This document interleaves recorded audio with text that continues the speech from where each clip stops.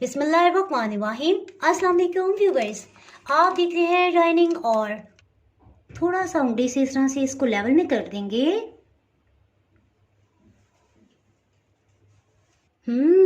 अल्हम्दुलिल्लाह, देखिए कितना सॉफ्ट है जी। आज मैं आपसे बहुत ही टेस्टी जैम ग्लेज्ड केक की रेसिपी शेयर कर रही हूँ। ये रेसिपी कंप्लीट देखिएगा, कहीं से भी स्किप ना कीजिएगा। इंशाल्लाह ऐसा ही ज़बरदस्त केक आप भी बना पाएंगे। अगर मेरी वीडियोस अच्छी लगी तो लाल सब्सक्राइब को क्लिक कर दें। साथ में ये जो बेल का आइकॉन है इसको क्लिक कर दें। इसको क्लिक करने से आपको मेरी हर नई वीडियो का नोटिफिकेशन सबसे पहले फ्री में मिलेगा। बिस्मिल्लाहिर्रहमानिर्रहीम, ये रेसिपी को स्टार्ट करते हैं। 3 अंडों को अलग अलग तोड़ के एक बाउल में डाल लिया है। इसे अच्छी तरह से विस्क कर लेंगे। प्लीज़ इसमें ये कोशिश कीजिएगा कि अंडे बिल्कुल रूम टेम्परेचर पे हों। फ्रिज में रखे हुए अंडे बिल्कुल भी इस्तेमाल ना कीजिएगा। इंशाल्लाह इस रेसिपी में मैं आपको बहुत सारी ऐसी टिप्स दूंगी जो आपके लिए बहुत ही मुफीद होंगी। कुछ लोगों से केक बनाते हुए फूलता नहीं है, कुछ लोगों का दरमियान में से कच्चा रह जाता है। इसकी क्या रीज़न है, इंशाल्लाह इन सब का हल इस रेसिपी में आपको मिल जाएगा। जी, लगातार विस्क करते हुए तकरीबन 2 मिनट हो चुके हैं और ये वॉल्यूम में डबल हो गए हैं। सो इस स्टेज पे इसमें चीनी शामिल करते हैं। जी, चीनी शामिल करने से पहले मैं आपको बताती चलूँ, जो टेबल स्पून मैं इस्तेमाल करी यहाँ से यहाँ तक 1.8 इंचज़ या इवन आप 2 इंचज़ का भी लेंगे तो इंशाल्लाह बेकिंग आपसे परफेक्ट होगी। जी, चीनी को पीस कर बारीक छलनी में छान लिया है। चीनी तकरीबन 10.5 खाने वाले चम्मच इस तरह से भर के ली है। चीनी को इसमें शामिल कर देंगे। फिर से 2 मिनट तक अच्छी तरह से इसे विस्क कर लेंगे।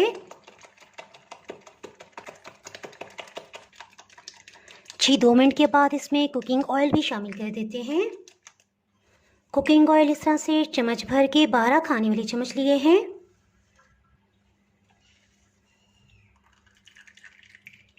जी, मेरे ख्याल है 1-2 इंग्रेडिएंट्स को मज़ीद इसमें शामिल कर दें, उसके बाद इसे विस्क करेंगे।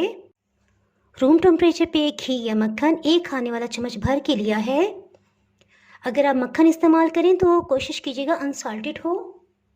जी, इसी तरह बिल्कुल फ्रिज का दही इस्तेमाल ना कीजिएगा, ये रूम टेम्परेचर पे है, 1 खाने वाला चम्मच। जी, इसके साथ ही बारी आ गई एसेंस की। मैं इसमें लेमन एसेंस इस्तेमाल कर रही हूँ, इसके सिर्फ 3 कतरे हैं। ये बहुत स्ट्रॉन्ग फ्लेवर है। अगर आप इसमें वनीला एसेंस शामिल करना चाहें तो आधी चाय की चम्मच इसमें डाल लीजिएगा। और अगर आप किसी ऐसे एरिया में हैं जहाँ कोई भी एसेंस आपको अवेलेबल नहीं है तो आप ऐसे करें कि 2 इलायची को आप दानों समेत पीस लें, उसका पाउडर बना के इसमें डाल दें। इनफैक्ट हमें अंडों की स्मेल ख़त्म करने के लिए किसी किस्म की खुशबू इस्तेमाल करनी होती है, सो आप वो भी इस्तेमाल कर सकते हैं। केक में दूध का जायका बहुत ही मज़े का लगता है, सो इसमें खुश्क दूध 3 खाने वाले चम्मच हम डाल देंगे। बस जब इनको अच्छी तरह से मिक्स कर लेंगे, तकरीबन कोशिश करेंगे 2 मिनट तक अच्छी तरह से विस्क करें। जिन लोगों को ये शिकायत है कि वो केक बनाते हैं अच्छी तरह से फूलता नहीं है या दरमियान से कच्चा रह जाता है, तो उसमें एक मसला ये भी होता है कि आपने बहुत अच्छी तरह से विस्क नहीं किया होता। आप जितना ज़्यादा इसको फेंटेंगे, इसमें एयर जाएगी, उतना ही केक ज़्यादा सॉफ्ट और फ्लफ़ी बनेगा। और जब आप बेक करेंगे तो इंशाल्लाह ताला बहुत अच्छी तरह से फूलेगा। अगर आप पिज़्ज़ा या केक विदाउट ओवन के बनाना चाहते हैं और पतीले में, तो किस तरह से बेक किया जा सकता है, आप ये केक या pizza without oven by dining और लिखेंगे तो ढेर ढेर रेसिपीज़ आपके सामने ओपन हो जाएंगी और आप उसमें से अपनी मर्ज़ी की कोई भी वीडियो सिलेक्ट कर सकते हैं। जी, मैदा इसमें 10.5 खाने वाले चम्मच इस तरह से भर के लेंगे। बेकिंग पाउडर इसमें इस तरह से चम्मच भर के लेंगे। आधी चाय की चम्मच मज़ीद जाएगा, यानी 1.5 टीस्पून इसमें बेकिंग पाउडर गया है। बेकिंग पाउडर को इसमें शामिल कर देंगे, अच्छी तरह से मिक्स कर लेंगे।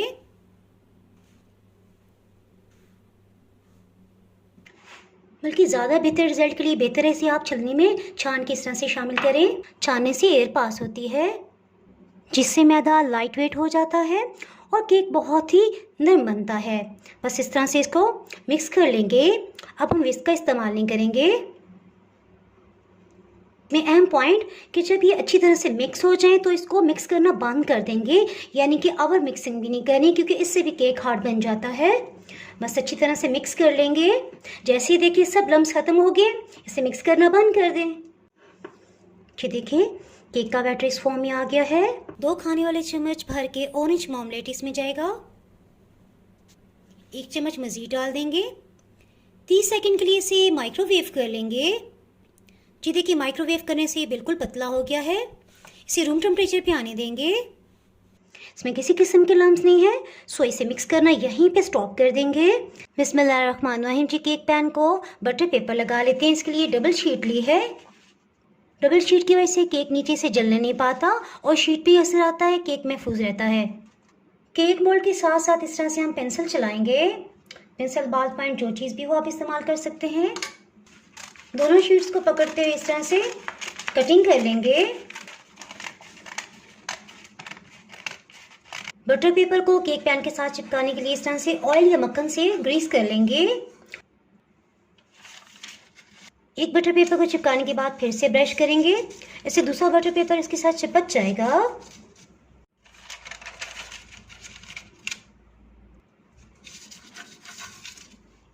ऊपर वाली शीट को लगाते तकरीबन 1/2 सेंटीमीटर हम नीचे तक लेके आएंगे, ताकि ये इसके साथ मिल जाए और गैप कोई भी ना रहे।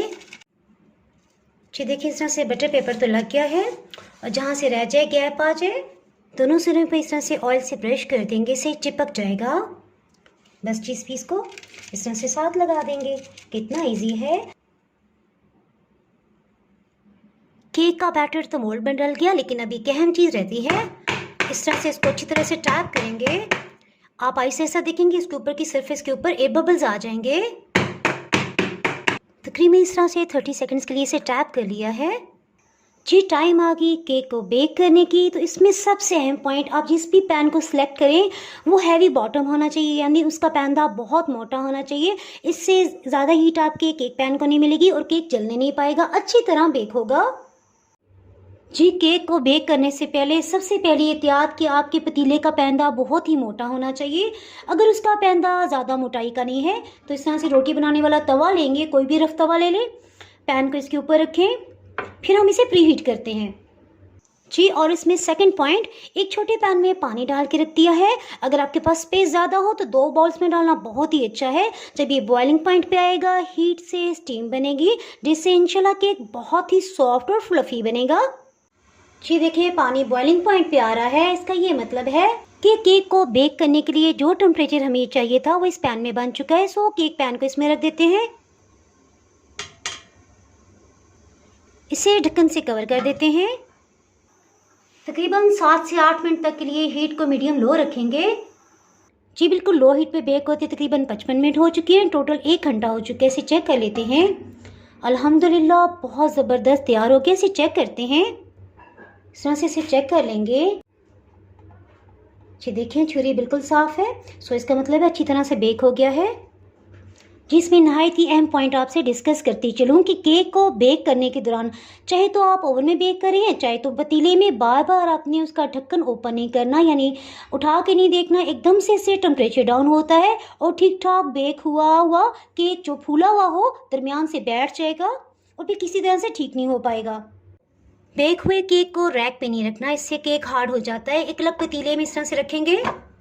केक को बेक होने के बाद हम रैक पे नहीं रखेंगे, एक ढक्कन को इस तरह से कपड़ा लगाएंगे, कपड़े से कवर कर देंगे। 1 से 1.5 घंटा इसी तरह इसे ठंडा होने देंगे। जब ये अपने ही टेम्परेचर में ठंडा होगा तो इंशाल्लाह केक बहुत ही सॉफ्ट और मॉइस्ट होगा। जी तकरीबन 1.5 घंटा हो चुका है। केक का बटर पेपर अलग कर लेंगे, इसे निकाल लेंगे। देखिए बटर पेपर बहुत अच्छी तरह लगा था, सो केक आसानी से निकल आया है। इसका बटर पेपर अलग कर लेंगे। चलो अल्हम्दुलिल्लाह देखिए मीडियम लो हीट पे बेक किया, कितना अच्छा सुनहरी कलर आया है। अल्हम्दुलिल्लाह देखिए केक कहीं से भी नहीं जला।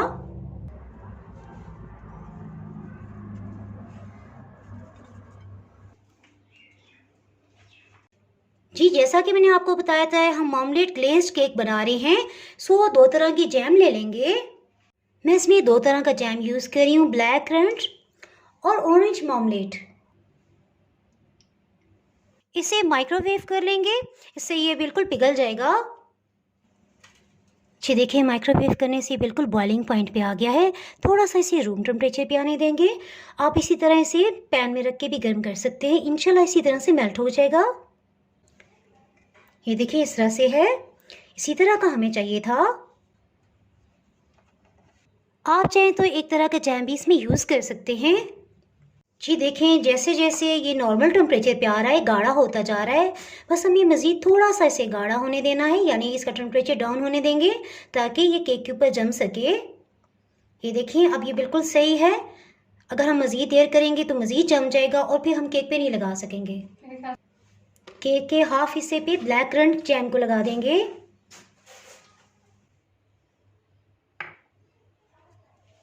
इसको अच्छी तरह से फैला देंगे।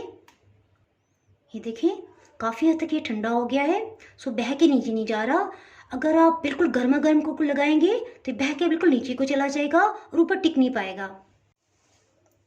बस जिस तरह से फैलाते जाएंगे इसे। चलें जी, ये तकरीबन कंप्लीट हो गया। बस इस तरफ लगा दें। चलें जी, थोड़ा सा उंगली से इस तरह से इसको लेवल में कर देंगे। जी मैं आपको दिखाती चलूँ, ये भी नीम गर्म है। देखिए कितना गाढ़ा हो गया है। इससे पहले पहले हमने लगा देना है। चलें जी, हाफ पे ऑरेंज जैम को लगा लेते हैं।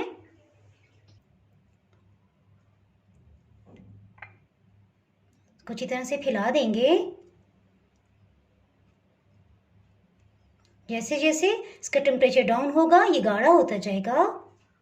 इस जैम से नीचे तक इसे कवर कर देंगे, इससे इसमें शाइन भी आएगी और ज़्यादा खूबसूरत लगेगा।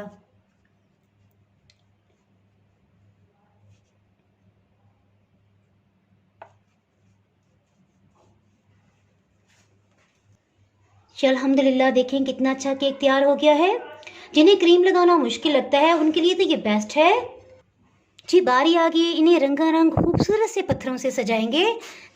जी हाँ, मेरे पास ये पत्थर नहीं है, इनफैक्ट ये ईरान की चॉकलेट है और बहुत ही टेस्टी है।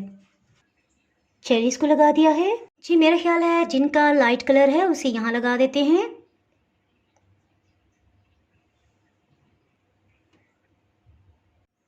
चलें जी, ये यहाँ चला गया। मुझे यही था, इतना ऊंचा गुलाई में बना हुआ है केक तो शायद ना चिपके, लेकिन जैम की वजह से चिपक गया है। Thanks God. एक क्यूट सा टिनी मिनी सा पत्थर है। चॉकलेट इसको सेंटर में रख देंगे। देखिए जी अल्हम्दुलिल्लाह, किसी भी बर्थडे केक की तरह खूबसूरत लग रहा है माशाल्लाह। कमेंट सेक्शन में आपने मुझे ज़रूर बताना है कि आपको केक कैसा लगा है और ये आइडिया कैसा है। केक को कटिंग कर लेते हैं।